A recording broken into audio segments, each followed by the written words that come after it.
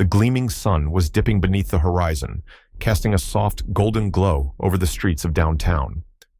Mr. William Grant, dressed in an immaculate tailored suit, strode confidently out of La Maison, a high-end restaurant known for catering to the city's elite.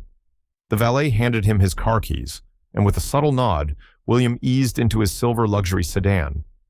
As he settled into the leather seat, adjusting the rearview mirror, a woman's voice called from the sidewalk. "Excuse me, sir. Can you help me, please?" He frowned, rolling his eyes before glancing out of the window.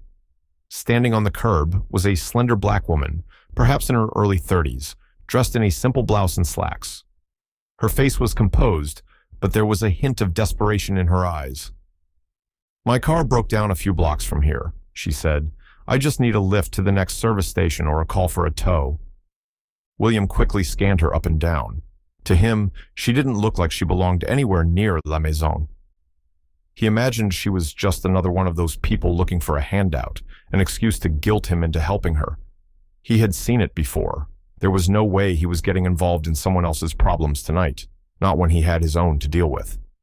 "Look," he said, without even a flicker of sympathy in his voice, "why don't you figure it out yourself? People like you always find a way." The woman's expression tightened, but she didn't argue. She simply nodded, almost as if she had expected the response. "Thank you for your time," she replied quietly, turning away and walking toward the street corner. William rolled his eyes again, muttering under his breath, "Some people just don't know when to stop asking for help." He started his car and drove off without a second thought, not realizing that the woman he'd just dismissed would soon turn his world upside down. The next morning, William was back in his plush corner office at Grant & Co., his multi-million-dollar investment firm that dealt exclusively with high-profile clients. Today was important, critical even. He had been working for months on securing a partnership with GreenTech Inc., a booming environmental tech company that had been making headlines for its innovation in renewable energy. William had yet to meet the new CEO of GreenTech, but word on the street was that this person had taken the company to unprecedented heights in just 2 years. If he could land this deal, it would be one of the biggest milestones in his career. His assistant, Rachel, knocked lightly on his office door. "Mr. Grant, the CEO of GreenTech, is scheduled to be here in 30 minutes. William nodded, glancing over the proposal documents on his desk. He was confident. He always was. No one could say no to him when it came to business. He had a reputation for making deals others couldn't dream of. "Make sure the boardroom's ready," he said without looking up. "I want everything to be perfect." Rachel nodded and disappeared down the hallway. As the clock ticked closer to the meeting, William went over his pitch in his head. He knew this deal would secure his firm's future for years to come. He had even brought in his top advisors to ensure they impressed the CEO. Little did he know, he was in for a shock. The time arrived. William stood at the head of the large glass conference table, his advisors seated around him. There was a quiet confidence in the air, the kind that comes from years of success. The door opened and Rachel stepped in. "Mr. Grant, the CEO of GreenTech is here." "Perfect. Send them in." William straightened his jacket, expecting to meet an older, experienced businessman, someone he could relate to. Instead, when the CEO walked in, his confidence shattered. It was her, the woman he had dismissed on the street the night before. She walked in with an air of quiet authority, her sharp suit and composed demeanor commanding the room's attention. She wasn't the stranded woman in simple clothes anymore. She was someone else entirely, someone powerful. And in that moment, William's world tilted. Her eyes locked on his, and though her face remained professional, there was no mistaking the recognition in her gaze. She knew exactly who he was, and she wasn't about to let him forget it. "Good morning, Mr. Grant," she said coolly, extending her hand. "I'm Maya Cole, CEO of GreenTech." For a moment, William just stared at her, his mind scrambling to process what was happening. He managed to shake her hand, though his grip felt limp compared to her firm, confident clasp. Ms. Cole," he stammered, "it's a pleasure." The room seemed to buzz with tension. His advisors were oblivious to the undercurrent between the two of them, but Maya's calm smile held a hidden power that made William nervous. She took a seat at the table, setting her folder down, completely unfazed by the heavy silence that followed her introduction. William had always been good at talking his way out of uncomfortable situations, but today was different.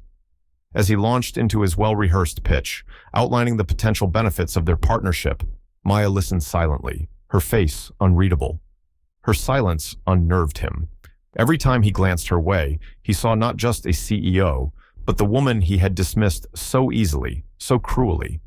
The woman he had assumed was beneath him. Halfway through his pitch, he faltered. His confidence, so ingrained in him, began to crumble. He could see it now, how wrong he had been, how he had let his assumptions cloud his judgment. He could almost feel her judgment weighing on him, though she remained perfectly composed. Finally, he finished.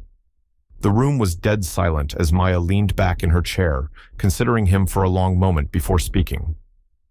"Mr. Grant," she said, her voice steady, "I appreciate the work you and your team have put into this proposal. GreenTech is indeed interested in a partnership." William felt a wave of relief wash over him, but it was premature. "However," Maya continued, "I've come to learn that business at its core is about people. It's about how we treat others, regardless of their station in life, or what we think we know about them." She held his gaze firmly, and William felt a knot tighten in his stomach.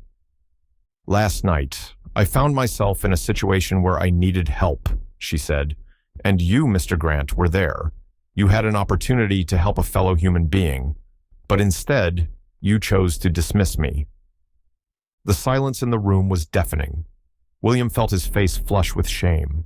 His advisors exchanged confused glances, not fully understanding what was happening, but the weight of Maya's words hung heavy in the air. "I don't hold grudges," Maya said, her tone still calm, but now edged with steel. "But I do make decisions based on character, and I'm not sure I can trust someone who looks down on others to lead with integrity." William swallowed hard, his mind racing. For the first time in years, he was at a loss for words. He had been so sure of himself, so sure that his wealth and status had granted him a certain immunity to accountability. But now, sitting across from the woman he had dismissed as insignificant, he realized just how wrong he had been. "Ms. Cole," he began, his voice strained, "I deeply regret what happened last night. It was a mistake, and I'm sincerely sorry." Maya didn't respond immediately. Instead, she regarded him for a long, uncomfortable moment. Finally, she spoke, her voice soft but unyielding. "Thank you for your apology, Mr. Grant, but apologies don't erase actions. They don't change the fact that you showed me who you are when you thought no one was watching." Her words hit him harder than he expected.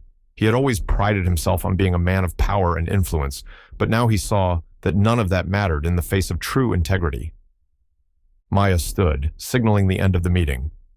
"I'll consider your proposal, but know that GreenTech values more than just financial gain. We value character, vision, and respect." With that, she turned and left the room, her heels clicking sharply against the polished floor, leaving William and his team in stunned silence. For the next few days, William couldn't shake the meeting from his mind. It was more than just a business deal slipping through his fingers. It was the realization that everything he had built his life on, wealth, power, success, meant nothing without the human decency that should have come with it. Maya's words echoed in his thoughts, reminding him that respect and kindness were worth more than the superficial value he had always placed on people's appearances. A week later, he received an email from GreenTech. It wasn't a rejection, but it wasn't an acceptance either. Maya had agreed to reconsider the proposal, but with one condition, that the partnership would be handled by someone else at Grant & Co. William knew why. He wasn't fit to lead the deal, not after what had happened. It was a harsh but fair outcome. A week later, William received an email from the GreenTech. The message wasn't the outright rejection he had feared, but it was far from the victory he had expected. Maya had agreed to reconsider the proposal, but with one critical condition. The partnership could only proceed if another executive from the Grant & Coers managed the deal. William stared at the screen, the words blurring before his eyes. It was a subtle but undeniable dismissal, a reflection of Maya's judgment of his character. She had essentially stripped him of his leadership in the deal, recognizing his company's potential, but not trusting him personally to represent it. He leaned back in his chair, the weight of the decision pressing down on him. It wasn't just about losing a deal. It was about losing the respect he had once taken for granted. For the first time in his life, William felt something he hadn't experienced in years: humility. Days turned into weeks, and William found himself reflecting more and more on the encounter with Maya. He had always seen himself as a powerful figure, someone who controlled his destiny through hard work and sharp business acumen. But Maya's unexpected presence in his life had revealed a blind spot he hadn't even known existed. He began to notice the subtle ways in which he had distanced himself from people, how he had insulated himself in a world of privilege, never really stopping to consider how his actions affected others. His quick dismissal of Maya that night wasn't an isolated incident. It was symptomatic of a deeper flaw in his character. One evening, long after the office had emptied, William found himself in the conference room, staring at the proposal for the green tech partnership. It was still sitting on the table where he had left it after the fateful meeting. But now, as he looked at the stack of papers, he saw something else. He saw an opportunity, not to salvage the deal, but to change himself. With a sudden clarity, he realized that the deal didn't matter as much as what it had taught him. For the first time in a long time, William felt a pull to do something more meaningful with his life. 3 months later, William walked into a community center on the south side of the city. It was an unfamiliar place for him, a world away from the high-rise buildings and corporate boardrooms he frequented. The building was buzzing with activity, filled with volunteers, children, and families. It was a space dedicated to supporting low-income families, an initiative led by none other than the Maya Cole. William had heard about the center through one of his colleagues. Maya had started the initiative years before she became the CEO of the Green Tech, but its mission had expanded as her success grew. She had poured her resources into the community, giving back in ways William had never considered. He didn't make an appointment. He simply showed up, unsure if Maya would even want to see him.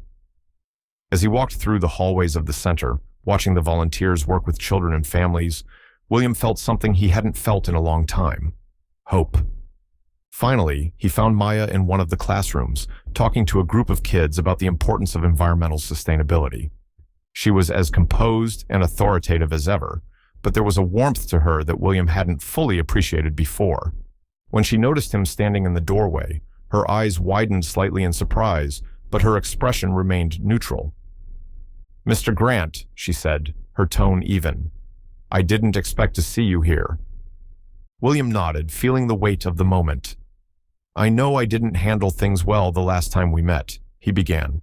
"I've had a lot of time to think since then, and I wanted to apologize again, not just for that night, but for the way I've lived my life. I've made a lot of assumptions about people. I've let my success blind me to what really matters." Maya studied him for a long moment, and for the first time since their encounter, William felt truly vulnerable. He wasn't the powerful businessman in the boardroom anymore. He was just a man, standing in front of someone he had wronged, hoping for a chance to make things right. "You didn't have to come here," Maya said, her voice softening. "I know," William replied, "but I wanted to. I've been thinking a lot about what you said, about character and how we treat people. I want to change that about myself." Maya's expression softened further, and she nodded. "I believe people can change, Mr. Grant. It's not about where we start. It's about where we choose to go. But real change takes more than words. It takes action." William nodded. "That's why I'm here. I want to help, not with money, at least not only with money. I want to volunteer. I want to learn what it means to give back, the way you do." For a moment, Maya didn't speak. She simply regarded him with a mixture of surprise and consideration. Finally, she nodded. "We always need more hands," she said. "You're welcome to join us." From that day forward, William became a regular at the community center. He volunteered every week, working side by side with Maya and the other volunteers. It wasn't easy at first. He struggled to connect with the people there, especially after years of living in a world where wealth and success defined everything. But gradually, things began to change. He started listening more, learning from the people he had once dismissed. He built relationships with the families at the center, realizing that true success wasn't measured by bank accounts or corporate deals, but by the impact one had on others. Maya watched him grow over the months, never coddling him, but always offering guidance when he needed it. They never spoke about that night outside la Maison again, but the lessons of that encounter lingered between them, shaping the way William approached his new life. 6 months later, William stood in front of a group of volunteers, giving a speech about the importance of service and community. He was no longer the arrogant man who had once turned away from someone in need. He had become someone different, someone who understood the value of humility, kindness, and respect. Maya stood in the back of the room, listening quietly. When William finished his speech, their eyes met, and she gave him a small nod of approval. It wasn't a grand gesture, but it was enough. It was her way of acknowledging the change she had seen in him. As the crowd dispersed, William approached her. "I just want to thank you," he said, his voice sincere. "You changed my life, Maya. Not just by what you said that day, but by showing me what real leadership looks like." Maya smiled. "You changed your life, William. All I did was give you the opportunity." For the first time in his life, William understood what it meant to be truly successful, not in business, but in the way he lived his life. And as he walked out of the community center that day, he knew that the man who had once dismissed Maya was gone. In his place was someone better, someone who had learned that the most important investment he could ever make was in the people around him.